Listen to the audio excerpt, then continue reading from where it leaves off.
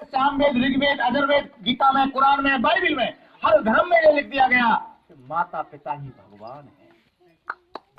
इसलिए श्रवण कुमार जी अपने माता पिता को, अंधे माता पिताओं को अपने कंधे में बिठा करके भ्रमण कर रहे थे।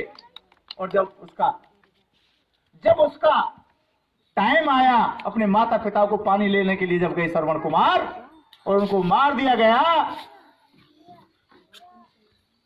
तो वो विलाप कर रहे थे।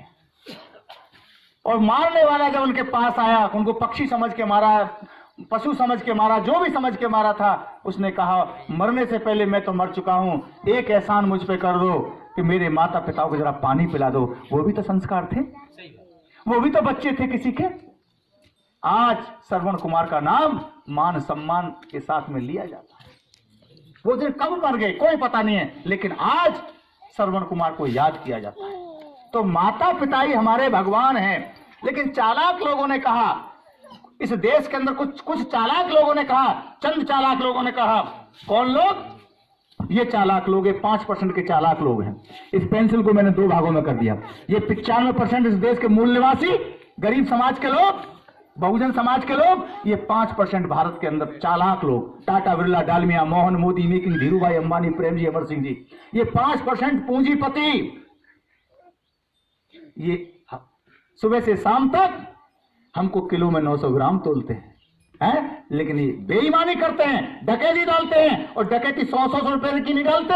अभी माल्या 900,000 करोड़ रुपया लेकर के भाग गया विदेश को, भारत का सफेद धन लेकर भाग गया। और मोदी जी क्या कह रहे थे, मैं विदेश से काला धन लेकर के आऊंगा। अरे तुम तो अपने देश के लोग तो रुके नहीं, कोई 14,000 करोड़ लेके भाग गया। ये चालाक लोग, ये लुटेरे लोग इन लोगों को लूट रहे हैं। और इस देश की सरकारें जिनको हम जिता करके बनाते हैं, वो लुटवाते हैं, इनको लुटवाते हैं, इनका पैसा लुटवाते हैं। और ये चालाक लोग क्या कहते हैं, ये चंद चालाक लोग क्या कहते हैं, इन लोगों से कहते हैं, ये 95% के लोगों से, नाई, गडरिया, कुम्हार, धीमर, बलाई, बैरवा, रेगर, मेघवाल, घाची, माली, तेली, तमोली, दर्जी, छिपा, सुतार, हाड़ी, गाना, पाणा, धोबा, केंद्रा, गोखा, तेली, तंती, गौड़, गोपाला, कालवेलिया, जाटा, बाल्मी, नटबंजारी, सांसी, जाट से लेकर भाट तक, इन लोगों से क्या कहते हैं, 5% के लोग पूंजीपति, इनको मूर्ख बनाते हैं। क्या कहते हैं, तुम्हारा ऊपर वाला तुमसे नाराज चल रहा है, इनसे कहते हैं ये लोग, ये चालाक लोग, पूंजीपति। हम जो करेंगे तुम्हें ऐसे रहना पड़ेगा।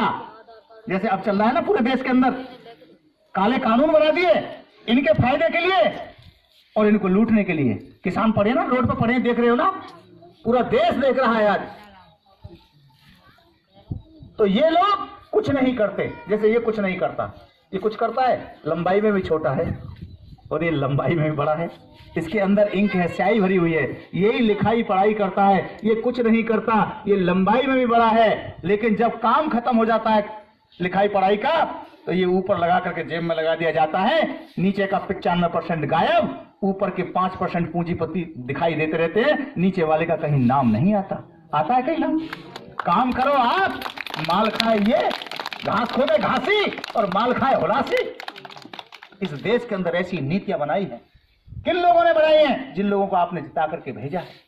जबकि बाबा साहब ने संविधान आपके पक्ष में बनाया है कि जिन लोगों के होठों पे खुशहाली नहीं है, जो मायूस लोग हैं, वंचित लोग हैं, दलित लोग हैं, आदिवासी लोग हैं, जिनकी कोई आवाज नहीं है, ये संविधान उनको फायदा पहुंचाएगा, रिलीफ पहुंचाएगा। लेकिन सरकारें पूंजीपतियों की बन जाती है, हम ठगे से महसूस रह जाते हैं। तो इसके गुनहगार पूंजीपति लोग नहीं है, हम ही लोग हैं, क्योंकि हम ढोला मारू पैसा के चक्कर में फंस जाते हैं।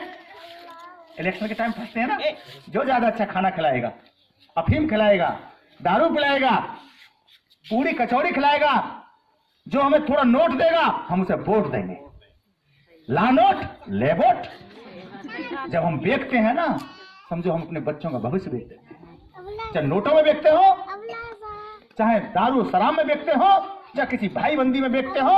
और बहुत चालाक लोग हैं ये चंद 5% के जो लोग हैं, इतने चालाक लोग हैं कि पश्चिमी राजस्थान में देखा है कि हाथ में धागा बांध बांध करके धर्म भाई बनाते हैं, और चारों तरफ पश्चिमी राजस्थान में सबको धर्म भाई बना रखा है। एससी के लोगों को सबके घर में एक ही चालाक है, इनको धर्म भाई बनाओ और इनका वोट लो। तू मेरा धर्म भाई नहीं है, धर्म भाई बना बना के ठोका जा रहा है। तो गलती किसकी है? लूटने वाले की गलती है भाई, लूटने वाली गलती नहीं है। उन्हें तो राजा बनना है, किसी भी नीति से बनना है। और भीम आर्मी और आजाद समाज पार्टी आपको जागृत करना चाहती है, आप पे अन्याय अत्याचार रोकना चाहती है। एक भीम आर्मी क्या बन गई? अरे भाई ये क्या हुआ? करनी सेना बनी तो भारत का मूल निवासी ने कुछ नहीं बोला। अली सेना बनी तो ये बहुजन समाज के लोगों ने कुछ नहीं बोला। श्री राम सेना बनी तो बहुजन समाज के लोगों ने कुछ नहीं बोला। दुर्गा वाहिनी बनी तो बहुजन समाज के 95% के लोगों ने कुछ नहीं बोला। श्री राम सेना बनी तो ये बहुजनों ने कुछ नहीं बोला। बजरंग दल बना तो हमने कुछ नहीं बोला। विश्व हिंदू परिषद बना तो हम कुछ नहीं बोले। शिवसेना बनी तो हम कुछ नहीं बोले। आरएसएस बनी तो हम कुछ नहीं बोले। लेकिन एक भीम आर्मी चंद्रशेखर आजाद ने क्या बना दी? इन 5% के लोगों के पेट में मरोड़ हो रही है, दर्द हो रहा है, क्योंकि भीम आर्मी इन पूंजीपतियों का साथ नहीं देती, इन बहन बेटियों के साथ खड़ी है, आपके मान सम्मान के साथ खड़ी है। वो आपका साथ देती है, देश के अंदर बहुजनों का साथ देती है, मूल निवासियों का साथ देती है। तो आपको भीम आर्मी का साथ देना चाहिए, आरएसएस का साथ देना चाहिए? बताओ। भीम आर्मी। कौन कौन तैयार है भीम आर्मी के लिए? जरा इनके फोटो ले लेना मोखरे जी, नटना जाए, कोई पता नहीं है, बहुत जल्दी नटाए। दोनों हाथ करके बताओ। अब लो फोटो, जरा खड़े होकर लो, शर्मा क्यों रहे हो? इधर की भी ले लेना, मैं भेदभाव कर दो, इधर के लोगों को नहीं लो।